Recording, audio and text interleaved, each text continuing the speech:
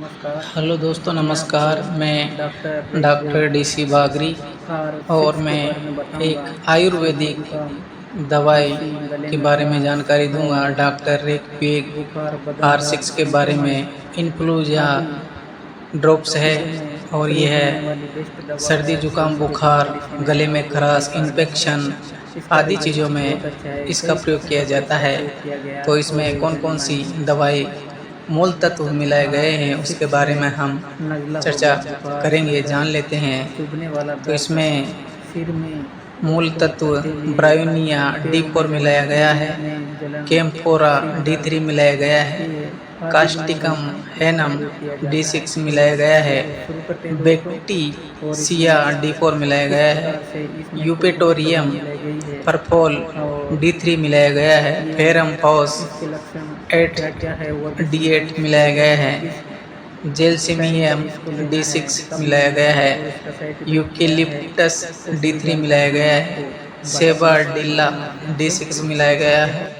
एकोनाइटम D4 मिलाया गया है। तो दोस्तों, इसमें बहुत सी चीज़ें मिलाकर इसको R6 तैयार किया गया है। इसके लक्षण क्या क्या हो सकते हैं? तंतु ऊतकों को तथा सिर में झिल्लियों का उग्र जबर युक्त पर्दा होना। R6 सीरम संबंधी तक विशिष्ट औषधि है, विशेषकर इन्फ्लुएंजा की स्थिति में सामान्य संक्रमण होता है। साथ में हाथ पैरों में पीड़ा होती है, हाथ पैर दर्द होता है, सन्निपात की अनुभूति, हल्का हल्का सिर दर्द होता है, बेचैनी होती है और सूखी तथा जलती हुई त्वचा, तेज दर्द जैसे एड़ी में जलन होना, पैरों में जलन होना, हाथ पैर आंखों में जलन होना, ऊपरी आयु मार्गों की श्लेष्मिक झिल्ली में बुखार होना, ऊपर ऊपर हाथ पैर गर्म होना, युक्त नज़ला, नाक तथा गल कोश का प्रदाह, गले में खराश, एम्बुलेंजा, श्वास नली का प्रदाह, श्वास नली में दर्द होना, निमोनिया की शिकायत होना, सिर में झिल्लियों की जलन, फेफड़ों की झिल्ली का प्रदाह होना, हृदयावरक झिल्ली का प्रदाह, उदरवारक झिल्ली का प्रदाह, पेट के अंगों की ज्वलनशील प्रक्रियाओं के दौरान उदाहरणीय की उत्तेजना होना, बैक्टीरिया, आंतरिक बुखार, गहन निद्रा, सुस्तीपन होना, सर्दी, श्लेष्मिक झिल्लियों में जलन होना, नज़ला एवं बुखार, सिर दर्द, चुभने वाला दर्द, सिर में ऊतकों में जलन, आरोग्यकारी, शांतिदायक, श्लेष्मा में कच्चेपन की अनुभूति, खोखली कांसी, सूखी कांसी जिसको बोलते हैं, मूत्राशय की संकोचन, पेशी की दुर्बलता, सामान्य व्यग्रता तथा बढ़ती हुई सांस, रोगों की बेचैनी तथा कड़कापन, सिर दर्द, बुखार और कमजोरी की अनुभूति के साथ बुखार, ऊपरी आयु मार्गों में नज़ला युक्त जलन, साथ ही खांसी की प्रवृत्ति तथा श्लेष में कच्चेपन की अनुभूति, ऐसे आदि रोगों में इसका प्रयोग किया जाता है। उसको खाने की विधि हम जानेंगे, इसको किस प्रकार से लेना है। और हमने इसका सर्दी, जुकाम, बुखार, हाथ पैर दर्द और भी संक्रमण बीमारी में इसका प्रयोग किया जाता है।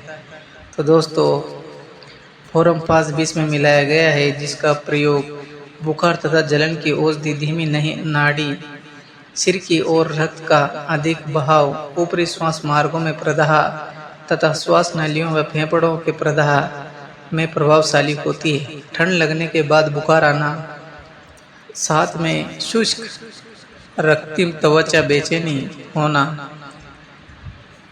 रक्त संकुलन संबंधी सिर दर्द, ऊनीदापन, कंपकंपी देकर बुखार आना और छींक के केंद्र का ऐंठन युक्त उद्दीपक, जलन युक्त ठंड, कांसी के केंद्र की उत्तेजना, छाती में सुई चुभने जैसी अनुभूति होना। खुराक की मात्रा क्या रहेगी और इसको कैसे लेना है, उसका हम तीक्ष्ण रोग अवस्था जान लेते हैं। प्रत्येक 15 से 30 मिनट पर थोड़े पानी में 10 बूंद लेना है। जैसे ही बुखार कम होने लगे, सामान्य स्थिति में आ जाए तो 1 से 2 दिनों के बाद तथा पसीना आए प्रत्येक 1-2 घंटे के अंतराल में 10 से 15 बूंद दवा लेना चाहिए। बुखार जाने के बाद कई दिनों तक प्रत्येक 2 से 3 घंटे पर 10 बूंदे थोड़े पानी में लेते रहना चाहिए। इन्फ्लुएंजा फैलने पर बचाव कैसे करें? थोड़े पानी में 10 से 15 बूंदे दिन में 3-4 बार लेना चाहिए। तीक्ष्ण संक्रमण में जब तेज बुखार हो तथा जलन मुख्य रूप से सिर की श्लेष्मिक झिल्ली में केंद्रित हो, लालिमा, उन्माद, आँख दुखना, आँख का आना, R1 का प्रयोग करें। तो दोस्तों इसमें इतना ही। और यदि आप चैनल पर पहली बार आए हो तो चैनल को सब्सक्राइब जरूर करें, लाइक करें, शेयर करें और बेल आइकन को ज़रूर दबाएं ताकि आने वाली नोटिफिकेशन आपको मिलती रहे। और जो भी प्रकार की परेशानी हो तो हमें कमेंट करके ज़रूर बताएं, हम उसका समाधान आपको ज़रूर बताएंगे। थैंक यू, धन्यवाद।